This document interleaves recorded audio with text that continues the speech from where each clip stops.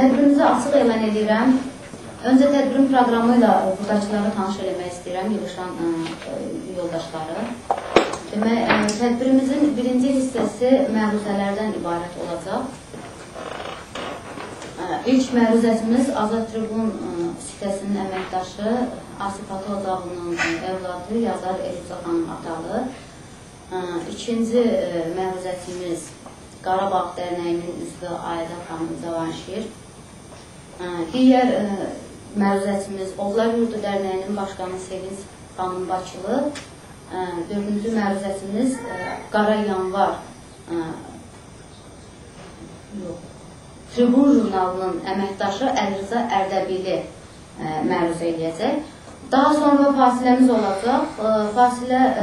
Fasilədən sonra tədbirimizin ikinci hissəsi, rəsmi hissəsi başlayacaq. Və mən öncə çıxışçıları, yəni məruzəçilərə söz verməkdən öncə tədbirimizlə bağlı giriş çıxışımı etmək istəyirəm. Hər bir xalqın tarixində azad, müstəqil yaşamaq üçün dönüş nöqtəsi. Proqramda da bir istədilədir. Ayda xanım da var. Demişəm. Bunu mən axıda demədim. Yox, demişəm. Dönüş nöqtəsi hesab olunan tarixlər var. Azərbaycan tarixində də belə günlər çoxdur. Çünki Azərbaycan xalqı daim tarixlər boyu, əsrlər boyu öz azadlığı uğrunda mübarizə aparıb. 20 yanvar günü də məhz Azərbaycan xalqının tarixində mübarizəyə gedən bir dönüş nöqtəsi oldu.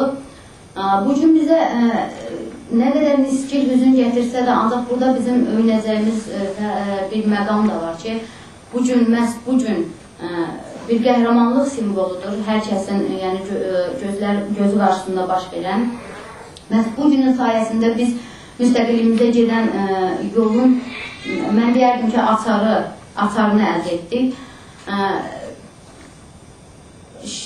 açarını əldə etdik.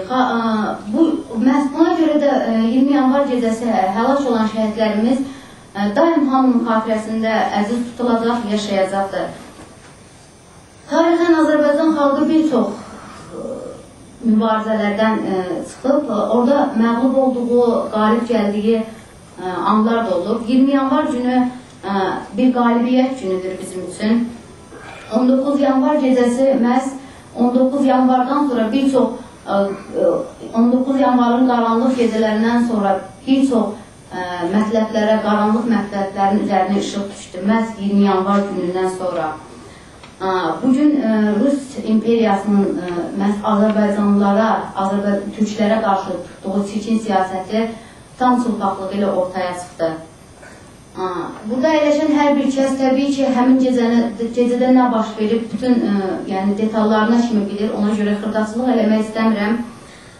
Lakin yenə də deyirəm, xalq hüzün içərisində olsa da həmin günə, onların içərisində, onların azad yaşamaq, müstəqil yaşamaq eşqi ölmədi.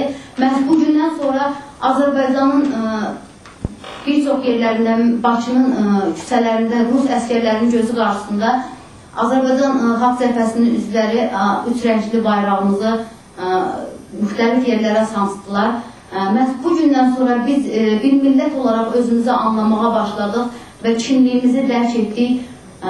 Bizim dostumuzun kimlər, düşmənimizin kimlər olduğunu gördük və başa düşdük ki, Türkün Türkdən başqa dostu yoxdur. Çünki bizə məhz həmin günü kimlərdən, hansı dövlətlərdən kömək, dəstək gəldiyini hər kəs bilir.